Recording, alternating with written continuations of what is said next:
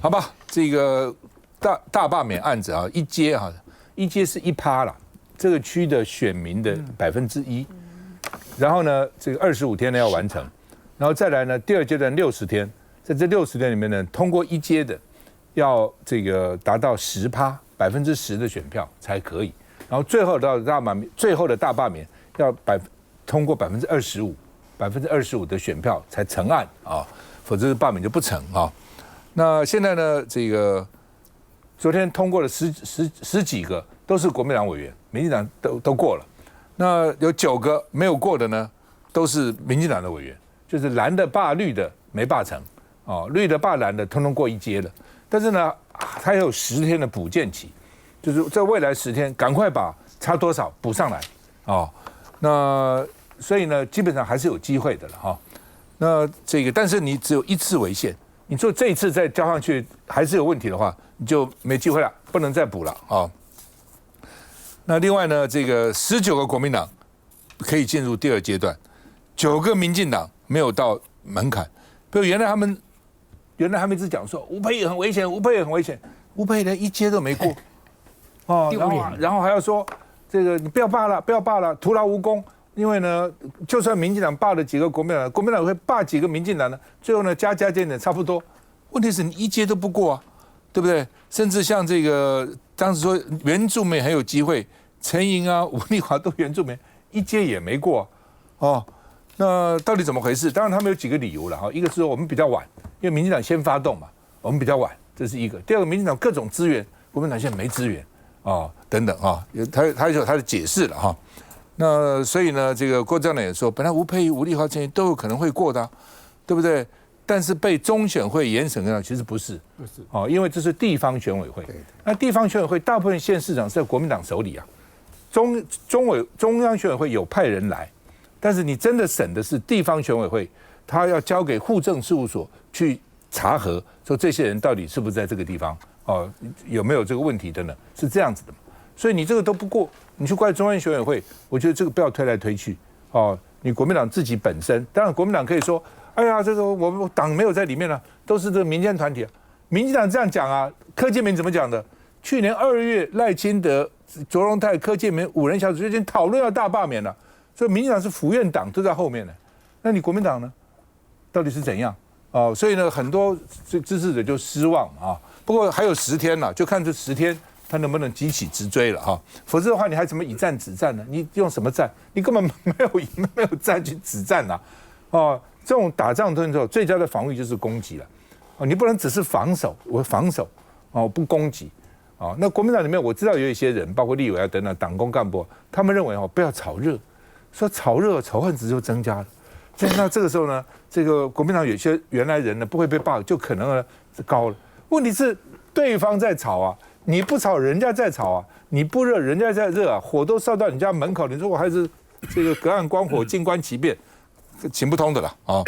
好吧，这个中选会就澄清，不服这个选务事实嘛，不服的哦。甚至我知道地方有些那个，比如说执政党当选的那个地方选委会，执政党的首长，他那个选务工作人员很多，他也不是绿的，对不对？那你现在讲他。听说很多人觉得还蛮失望、蛮伤心，说你们讲我们是很公正的查核啊，并没有不查核啊，并没有这个不公正的查核哈。那另外呢，这个民进党的民调啦，说是王鸿薇、徐小新、李彦秀都有危机啊，徐小新呢仇恨值很高啊，等等哈。所以呢，这个郭正亮也说呢，要赶快补件啦，你没有补件呢，保证大伤啊。当然嘛，如果你补件的话，你当然是大伤嘛。我们看一下，罢免吴沛憶，终结民进党。持续号召民众填写罢免吴沛憶连署，因为9个罢免绿委团体1阶连署待补件。不晓得为什么有特定的媒体已经知道，我们9组罢免民进党的立委全部都被退件。其实说真的，如果我们真的被退件，我们一点都不会感到意外。罢免蓝营立委团体，北部地区台北2位，新北1位，桃园6位，新竹1位；中部地区南投2位，台中4位，云林1位，华东地区各1位。19位蓝营立委罢免案第1阶段全数通关。至于罢免绿委的团体，有9个待补件，第1阶段目前没通关。直呼截至目前都还没收到中选会补件通知，连署书要补多少份？分也都不知道。若罢团后续收到，就要在10天内补齐，否则就会被取消参赛资格。2月26号所做出的决定，到底有没有包含罢免吴思瑶的案件？也因为中选会并没有通知团队的任何人，以任何的形式，包含电话或公文，所以我们无从得知罢免吴思瑶案目前已经进行到哪一个阶段。机会只有一次，补考再没过，就只好保啊宽宽，正式宣告罢免失败。好吧，老沈怎么看？这件事情啊，真的令我不是直鼻三叹的。因为我骂国民党没有用，我今天就要针对党主席，我看你怎么不生气呢？这里头的吴丽华，这里头的陈莹，都是你亲自点名的，大家还鼓掌说你点这2个好啊，这2个容易罢免啊，结果呢都没过，而且这个一面倒的民进党的都没过，国民党的全过了，这什么一回事啊？而且现在还出来讲风凉话的，都是跟党主席办公室有关的人。你这些人干嘛嘛？你不知羞耻吗？我跟你讲，朱立伦，你起码要生气。你有没有生气？好像生气不敢给人家看。第二点，你应该辞职不干了。你这个主席连这个小事情都叫不动啊，他没有叫得动，对不对？很丢脸的。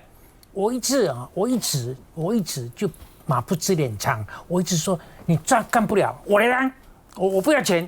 我做荣誉代主席，我3个月保证你国民党翻身。你们这些不要脸的，你们这些做不了事情的，你们做些大家阳奉阴违的，不把你主席当一回事的，还恋战不舍，继续要当党主席，丢不丢脸呐？我跟你讲，你当然，你这个立场跟我差不多，但是你说要赶快补建啊，赶快补建，就算补建成功了，这个脸已经丢尽了。但总是比补建不成功好嘛？我跟你讲。原来的老巢，还有史书华的丢脸已经让国民党让民进党这个气消退了。现在这个比史书华跟那个老巢更严重啊！你们在干什么啊？你们连装个样子都不会。我跟你讲，国民党现在就是说被点名到的都回访了，就去保护自己，其他的我不可能。你看那个朱立伦还公开讲一句，我觉得是最不可赦的。他说被点名到的。不要紧张，不要焦虑，不要一被点名到就打电话给我，你知道吗？可见这些打电话被点名的人都没有用啊！这个是残门败户的破落大户的没有用的死啦，你知道吗？我坦白告诉你，你们这些人真的是死啦！国民党戏核，你晓得台湾人民怎么？国民党再坏。国民党再怎么努力，台湾人民怎么有这个心把政权交给你们呢？要搞你哦，凊彩搞路边去下嘛，看差不多，你没有用啊！你们真的没有用，你知道吗？干什么？来进。这国民党被骂这活该了哈，而且呢，完全出乎意料之外哈。这9名的这个绿委的官没有过哈，其中不只是吴丽华啊，还有陈莹啊，像这个吴沛忆呢，明明就是被认为说在这整次的罢免里面，他是非常有机会啊被罢免掉的，结果竟然连第1阶段的联署都没有过。然后在新北市的部分呢，张宏陆的部分呢，提出要罢免张宏陆，是为了给这个叶元之在这边的罢免叶元之的气势很强，要做一个对打的啊，罢免两边的动员上面的一个很有力的一个杠杆，就他也没过，他没过，苏巧慧没过，就国民党这些的团体在那边搞这个联署的，你是25天是很匆忙没有错，但他的份数并没有很多啊，他并不是说要你什么1万几万份的第1阶段联署，连这样子的一个份数呢都不能够达成任务，就可以知道那个基层的那个螺丝呢是松的彻底了哈，而且呢这一场的罢免呢是非常严肃的一件事情啊，在今年的可能中下旬的时候呢，他的罢免一开始发动的时候呢，它就是明年的县市长选战的前哨战，而且我们看到绿营这边呢步步进逼啊，他们的论述呢一直不停的往上堆叠。今天赖清德在228的这个纪念的仪式上面，他去塑造这个蒋介石啊是一个外来的入侵的独裁政权，他就是根本性的要否决啊，要去否定国民党呢接收台湾的历史上面的一个正当性。他蔑视当时的事实，就是是因为蒋介石领导了2次大战，领导了对日抗战胜利啊，使得台湾呢从一个战败国的殖民地变成是一个战胜国。但是呢，他今天呢就把这个蒋介石政权、国民党政权形塑成是一个独裁的、残暴的，为了遂行他统治意志呢，不惜的就是血洗台湾精英的这样的一个政权。他不是在制造仇恨，他那还是什么？他就是在制造仇恨，抹煞国民党在台湾执政的正当性嘛！哈，你看从这个228的家属们，他们对于蒋万安喊出来说这独裁者的这个滚蛋哈，你就可以知道说，他现在已经呢再去燃烧我们整个社会上面的仇恨对立的分子，要让他这个气氛呢越来越浓烈。然后他还把什么名嘴啦、黑道啦。然后政党被渗透，他的意思就是你们这些都是亲中政党嘛，这就是一个3合1的敌人啊！你们这个3合1的敌人就是破坏台湾民主的最大的乱源，所以他今天呢要保卫台湾民主，就是要把这些势力呢给铲除。这不就是他的大罢免的？如果柯建铭说他即将要出场，我觉得这就是他的论述啊！因为国民党在这样子的大军压境的这个情形之下，连第一阶段的那个联署都过不了关，真的是太丢人了。不，还有10天了哈，就说虽然我这个觉得现在有点失望，但是还有10天，看他这10天够不够努力，能不能这样被老沈骂以后呢，刺激一下哈，从中央到地方都要努力。你不要去听他们讲说民进党那个都是人民团体，那人民什么团体啊？哦，因为他说他是人民团体，你通通不动了，都人民团体啊。而且你也有人民团体，你也不是没有人民团体啊。以前国民党社工会很多人民团体，你还是有亲你的人民团体啊，那都不动是干什么呢？对不对？你的里长啊什么也很多啊，那都不动，你们这干什么呢？不给他看笑话吗？哦，那你这一仗如果打不赢的话，哦，你2026打什么仗啊？你2028打什么仗啊？休息一下再回来。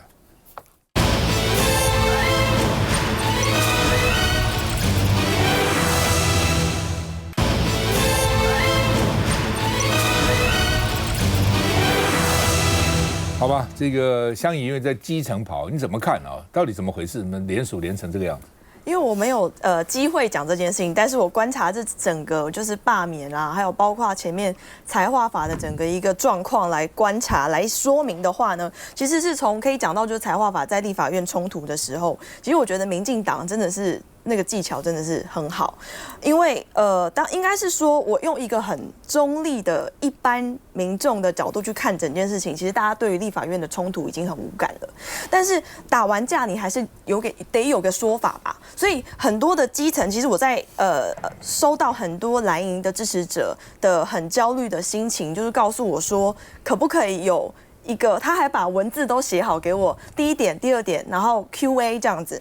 他说完全都没有跟大家说明到底现在发生什么事情。如果说只看打架，只看那些混乱的场景，其实是完全搞不清楚的。包括我们议员也是。那我收到的讯息大多数是来自于社群嘛。那社群就更年轻一点，可能就 IG， 所以 IG 就是其实我在看整件事情发生的时候，其实民进党在整个混乱发生之后，选择在 IG。或者是 Thread 上面解释，也就是他们当然不对啦，用国家资源处理这件事情其实是不对，因为他用部会去传递，例如说文化部传短影音，然后我周围就很多艺术家，这些艺文界的好朋友就跟着转传。那你这件事情发生，它是一个你重视文化的人，你看到了，你当然你没有在非常了解，因为大家看短影音这样看过去就过去了，没有非常了解的情况，我一定是认为 OK 好。就是说，他逼着我们要去做某些决定。对，那我认为国民党在浅蓝中间选民跟针对这些议题有关心的这群人，对于不会守在电视前面看少康战情室、看争论节目的这群人，是丝毫没有沟通的能力。因为这件事情其实很好说明嘛。因为新北市400万人，怎么会不希望多300多亿的一个预算？但是我们在这些预算的删除这些项目这些原因，当执政党全面启动，用国家资源。用部会的这些社群在告诉大家文化教育性平的议题很重要的时候，国民党很容易变成无理伤害这一些人民、这一些团体的那一群人。那我的同温层里面全部是没有看到支持国民党的声音，所以我觉得这件事情很可怕。对我来说，因为我是站在非常中间的立场来看这件事情，所以其实从财划法的处理到第一阶段罢免，其实我认为国民党丝毫没有，他只站在他的同温层去考虑他要做的事情。就像刚刚讲的，他也不是去找就是他找一个战力最有可能被罢免的人去选择做这件事情，然后他没有去真的要沟通或找到沟通的方法去跟这一些他需要沟通的人来。就是你否决可以了，但是你要讲出道理、论述了。论述能力是很强的，就是完全没有。那你没有论述啊，或者你没有一再论述，他也不是没有，他有讲，但是那个讲的可能就是少部分人哦，他没有全面发动哦，这个媒体啊、网络啊、宣传啊、开讲啊，全面发动，那就不行嘛。以及内容也很重要，就是你为什么要删的内容也很重要了，好不好？这个民进党的召委选举呢是有内讧啊，柯建铭就说你们英系派人过来捣蛋，这蔡英文来挑战赖总统，天天挑战赖总统，明人都看得出来。哦，所以你这个王世坚呢、陈冠，你不要太超过了哦。什么争什么召委啊，什么一大堆，你们就是蔡英文派来的捣蛋的。看一下，你先闹下地了，搞派系啦。你叫王世坚打刚刚点，当作盘他开的，我看不懂啊。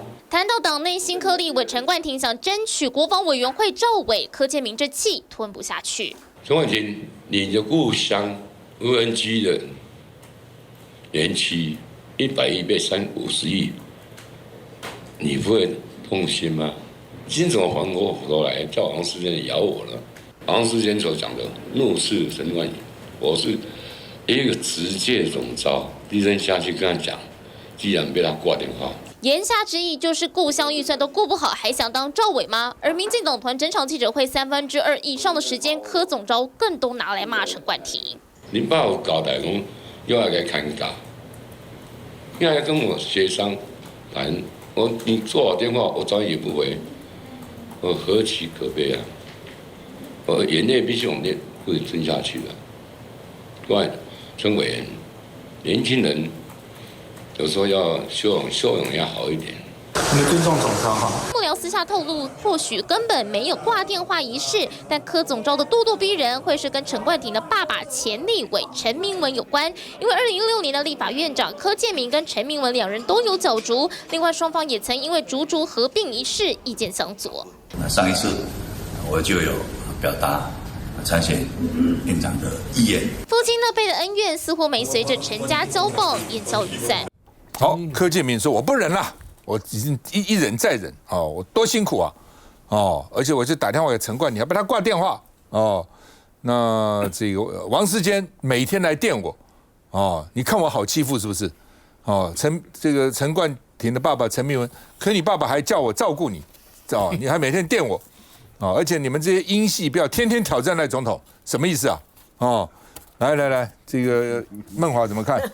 其实我觉得这件事情是柯总召当然很辛苦。那在其实立院党团内部的事情，我觉得还是在立院党团里面沟通会比较好啦。在记者会上面讲这个，我觉得让大家是更加混乱而已。那当然，其实民进党是各个派系可能都有不同的意见，那当然大家会想要发表我们自己的意见。那当然党团的召委，这其实呢也不只是单一的事情，因为是大家一起选出来，所以真的说实在话是跨派系的事。所以我觉得跨派系的事情呢，当然是需要多方来沟通啦。那也许就是柯总召他真的处理非常多的事情，非常辛苦，面临到也许沟通上面有点不顺，希望在借这个场合来舒压一下，发泄一下的情绪。但是我认为说这方面的事情，我们当然还是要好好的来沟通协调。不管是可能想要当召委，可能大家都有意愿啦，因为我们知道这届其实也有蛮多民党新科的委员，其实资历等等都还不错。那大家可能想要挑战召委的位置，那要如何呢来去沟通协调？我觉得这个就是柯变总召需要努力来协调沟通比较辛苦的地方啦，没有必要就是完全的事情都往派系这方面来去想，这是要一个大家一起来那个内部来好好讨论来协调，说到底谁当召委的工作。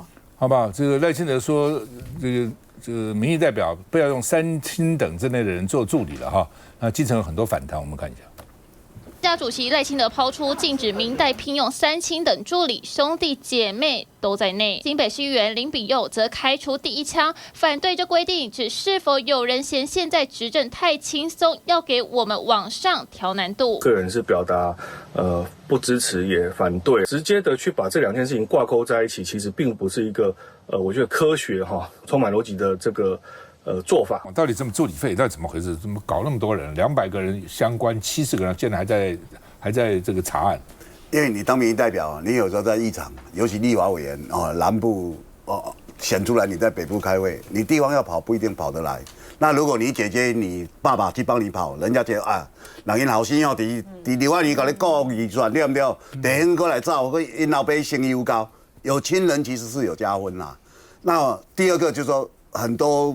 民意代表他很怕，就说有些人会借他名目去搞东搞西，那自己亲人比较信得够了，那在信得够还要服务，让基层觉得踏实，用这个其实我觉得无可厚非，因为他是民意代表。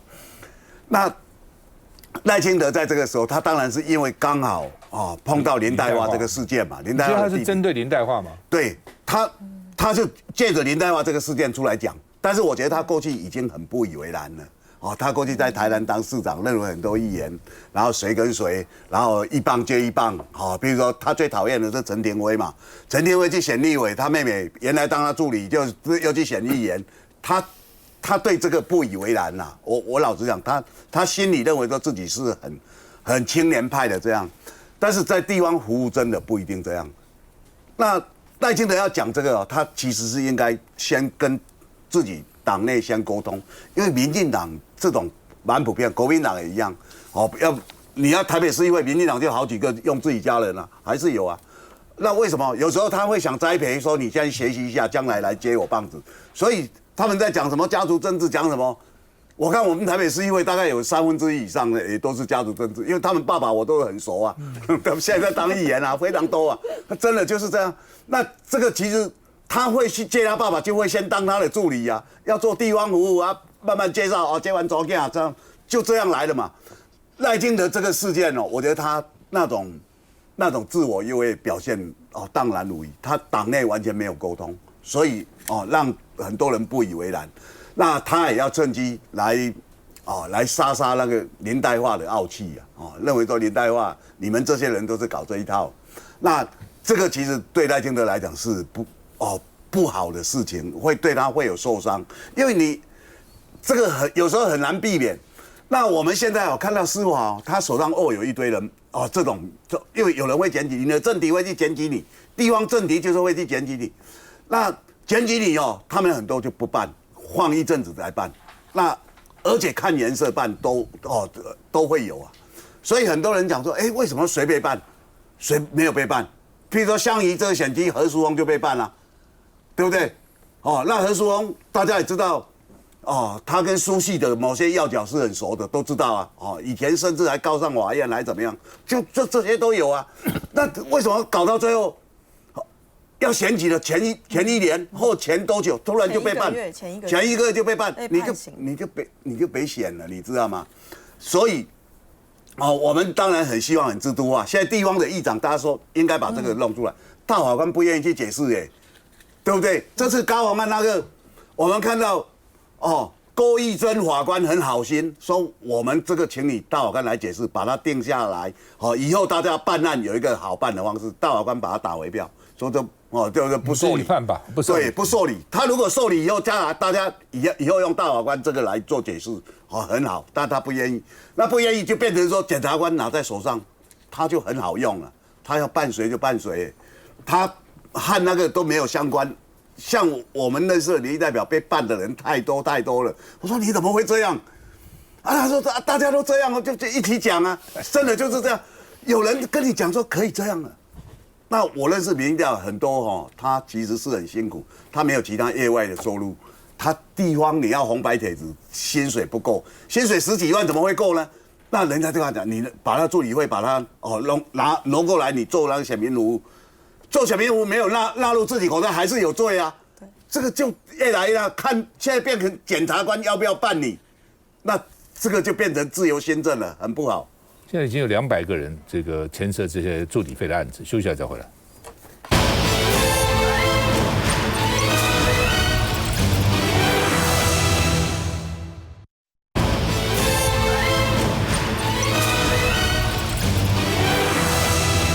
好，赖清德呢说，现在医院呢这个拥塞要强化病床调度，要加强区域医院的联防，你们区域之间互相，你有空就给这个你挤了，把那个病人调他那个空床去。那而且呢，点名卫福部长邱泰源，你给我好好处理，你不处理，明年还是这样子啊，每年都是这样子啊。那这个邱泰源呢，他去视察各医院，去看看急诊室要挤到什么地步。很好啊，没有很挤啊。说呢，他做戏，然后被抓包了。因为有医院呢，一下子把20个床的急诊室从调到一般塞在那个病床，你看不到，急诊室没人了、急诊室哪有挤？没有挤啊，我们急诊室井井有条啊，一点也不挤哈。所以呢，1小时在这个20个床变塞到别的地方去了，所以基层就控诉我们都做假的嘛。跟我们小学的时候补习参考书读写来查，赶快把它收起来。同学问说有没有查，老师说没有补习，有没有参考书？没有参考书，都藏起来了哈。那邱泰源说，你看我视察，已经看到我们的政策是有效的，哦，太好了啊。那所以呢，他们就说呢，这个绿色通道变成绿关通道哦。那国民党的不分区立委陈金辉了啊，他就说呢。他说医院提前把病人送进病房啊。那另外呢，这个林涛也说林静怡呢去跑拖啊，嗨歌高唱敬酒哦。他说醉了啊，就听不到急诊室的哀嚎哈。那国民党就说呢，这个你们还在那边嗨唱，急诊室拥挤到这种地步，所以呢，昨天他应该道歉，林静怡应该下台啊，还笑那个实习生，你的小脑袋在想些什么啊？那另外呢，几个问题了哈。第一个就是呢，观察床费用偏低了，就是病人在那边观察的时候呢，医生也要照顾啊，哦，给的钱很少哦。然后呢，护理师待遇也不好哦，离职率也现在又创新高。然后呢，这个急诊的医生、急重病的医生待遇也不够哦。那医疗没分级，病床又不够哦，所以马偕的副院长说，我每天在盖离职章。医生要离职，护士要离职，每天搞这东西，我们看一下。医院拥塞问题，政府也会积极处理。健康讨论委员会第3次会议上，原本聚焦慢性病预防，总统赖清德仍特别点出对急诊拥塞的解方。我们会透过各县市卫生局加强督导，调度急诊病床。针对中长期人力问题，我们会持续奖励医院。增聘护理人力，减轻负担。总统下令减轻急诊压力，而在这之前，卫福部长邱泰源也亲自前往医院突袭。6点之后不分科收治病人，然后全人整合，加速病人出院。开启急诊绿色通道之后，卫福部长邱泰源为了解真实情况，直奔台大、和平、亚东与部立台北医院视察。我们要实际上看目前的实际上的操作。那我们今天去的几家医院都是临时去，所以是很实在的一个状况呢。但蓝营立委却说，这根本就是谎话。接到了护理人员的爆料，他说邱部长12点通知说要去看看急诊室，看看有没有什么需要帮忙的。人2点半抵达，护理人员忙翻了，2个半小时，他们拼命把急诊拥塞的病人塞到楼上。只是在部长所谓的突袭视察之前，医院走道却早早摆放好欢迎立牌，更有护理师私下爆料，让我们在1到2小时内上去10几床，病人都塞到病房去，塞不同科，塞隔离病房，塞不是床位的床。好，老沈刚从病院出来，来讲讲。我跟你讲，赖清德总统是医生啊，邱泰源也是医生，也是医生啊。他们当林静怡也是医生，对他们当了官了以后，就是那个嘴脸，忘掉自己曾经是医生，一点都不像医生啊！你想，我这个才是深知民间疾苦的。去年1月选完以后，我第2天我就亲自跑这个柯总召在青岛东路口他的私人的办公室，很豪华，我去过，这是第2次。他对我多好，他带我参观他睡觉的地方。他办公的地方，伊讲副雄啊，你若出来加迄群，我即张床互你困，礼貌就好诶。那我是给他讲说，这个护理人员的问题，护理师的问题很简单啊，你去给他一律加15000到2万，所有问题都能解决。因为我们现在路上满街走的都是不干的护理师，他们去当中介啊，当什么都可以，就是不干护理师。伊讲这礼拜这通，但是我做不到，因为我跟部长讲这个问题哦，部长说不可以。因为我今天如果给护理人员、护理师加1万到2万啊，其他的师都来了，验光师啊、治疗师啊、营养师啊、这个运动治疗的咨询师啊，所有的师都会来。我说这很简单啊，这些事现在都没有问题，你就暂时不要理嘛。而且你这个是社会主义呢，还是资本主义？你是社会主义的话，你就要调薪水调到大家愿意干嘛。你是资本主义制度的话，也是个人去留随意嘛，你留不住人也是你的问题啊！你怎么可以讲这些话呢？所以我昨天才从加护病房出来，一个晚上我只留一个晚上，但是因为我有一些个私人的问题，我没办法处理，所以我整个晚上都没睡觉。我下午进加护病房4点做完进加护病房，我到第二天清晨我都没睡觉。为什么你知道吗？因为我眼睛一闭起来，我的心跳就变成40。我怕，因为他们给了一个不应该给我的药，对，所以我一松懈下来40，我马上醒来，我不能这样死啊，对不对？我怎么能在死了就不能来参加少康战情室了？对，多可惜啊！我只能在睡眠中不清不白的就走了呢，对不对？我起码对美女们要有交代啊，对不对？笑死！交代吧，交代好了，现在就交代，现在交代，当众交代。看你多少遗产进去拿出来。到清晨都没有睡觉，所以我晓得那些护理是在干什么。我告诉你，你绝对不忍心用这份薪水叫你的老婆。叫你的女儿去做这份工作，我跟你讲，护理师他们所做的工作，起码值多少呢？我认为是7万到9万。你如果提高到7万到9万，很多已经跑掉的护理师会一个一个回来嘛。你想他们多可恶，你知道吗？他说护理人员他现在不是床不够啊，是没有护理师可以开床啊。那他们呢不想把这些要合理薪水的落跑的护理人员叫回来，不要。他们到大专学校开更多的护理学系的班，因为年轻人啊，17、18岁啊，把他们叫进来啊，训练3年4年完了以后啊，低薪他们会去啊，你懂我？不管他的经验，不管他的什么，他就用无穷无尽的、源源不绝的新的毕业生来取代这些跑掉的老资格的护理人员，多可恶啊！你知道，非常可恶啊！老子下一次再进加护病房死掉以后，做鬼都要抓你。可是现在他这一招也不灵了哈，因为少子化的关系哈，所以说你事实上是招不了那么多的学生去念这个护理系的。然后第二个问题是说，他们去读去到第一线工作之后，他的流动率非常的高。你看像比如说荣总啊，他们都在讲，就是他们最长就3个月，好，待了3个月就不待了就走了。然后1年的时候呢，撑到1年，3个月或3年了。对，就是3个月走了，离职率非常的高。那就算3个月已经成熟了，也走了。对，而且他们呢，很多的护理师啊，他们好不容易辛辛苦苦的考上这个执照，他们完成了该有的实习的程序之后呢，他们比如说我就转到什么医美啦，或者是检验机构啦，这个相对于他们在第一现场所遭遇到的这些工作的压力，轻松太多了。对，那今年还是没有听懂我的意思。我跟你讲，经济学 ABC 啊。就是你给钱嘛，懂了，这懂了。你钱要给够到，他们不会流动。当然，他的意思，他就是说，我懂您的意思。现在因为钱太少才跑，对，很多人还去干空姐。对，航空公司很希望做有护理人员资格，因为万一有乘客临时发生什么故障，护理人会知道怎么急救啊等等之类的。对，我懂大佬的意思。我刚刚的意思是说，大佬说现在的这些政府官员想到的是说去增加医护的学生的比例。我说这个东西做不到，现在。不，我想这个题目大家花多一点时间来讨论。其实这个题目光看你的节目，我讲过很多次，医护不足的这个我讲了很多次。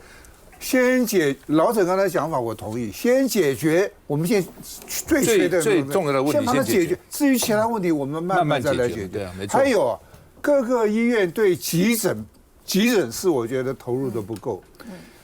很多医院呢，这个因为我在学校教书，他就问我，他们有利润中心跟责任中心。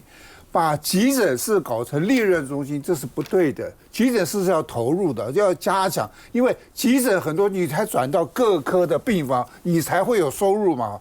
所以每个医院平常讲，据现在尤其是流感自从大 S 事件发生以后，急诊室真的是非常非常的拥挤。政府我是觉得，你既然发生了，不要再去想那么多，赶快解决问题。解决问题是第一要务。休息一下再回来。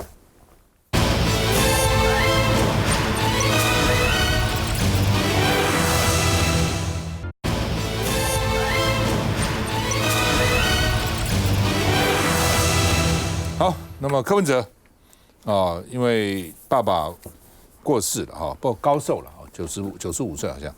那柯文哲呢，法官说可以见他的太太、妈妈、弟弟、妹妹4个人，因为照讲他们是不能接见的不能接触这些人怕串证，所以这4个人可以接触然后呢，这个柯文哲哭了又生气，瞪检察官，随在力啦，你要干嘛就干嘛了，不要跟你辩论，不要跟你这个讨论那因为他妈妈什么想讲话，跟妈妈讲不要讲，太太讲话不要讲随便检察官那陈志涵说呢，这个法官是有同理心的，在中间呢一直协调检察官所以呢免得检察官又抗刀抗告什么搞不停嘛那另外呢，陈佩琪当庭有说她婆婆有失智的症状那柯文哲听了以后呢一度掉眼泪了陈佩琪自己说她自己呢最近呢也是这个忧郁症有加强有增加那陈佩琪说，难道生命到告别式就结束吗？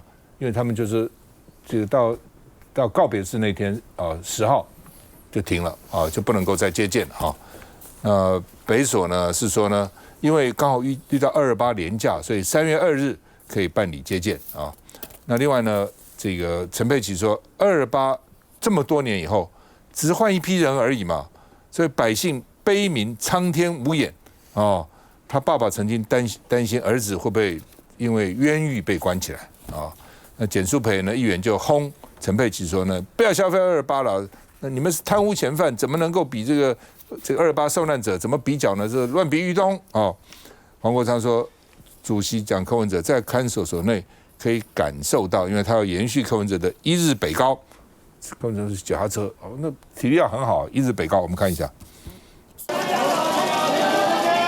捂着脸，柯妈妈一路哭着走进法院，靠着陈佩琪跟陈昭姿搀扶，但柯妈妈身心状态似乎不太好，不止走路变得缓慢许多，陈佩琪也透露，甚至出现失智症状。因为在这之前被羁押禁见的柯文哲，以讨论父亲治丧为由申请解除禁见。法官为确认家属范围，加上有急迫性，请律师通知家属代表出庭。一开庭，陈佩琪、柯文哲还有柯文哲的母亲就哭了。陈佩琪说，柯文哲身为长子，父亲身后事细节只有他知道，身为媳妇无法做决定，希望可以解除禁见到4月2号接近柯文哲羁押期限。但检察官说，若要讨论治丧，应该可以在3月10号告别式完成。陈佩琪跟柯文哲气得说，那就给检察官决定就好。法官则强调，检辩双方一定要达成共识，否则一来往一定超过告别式时间。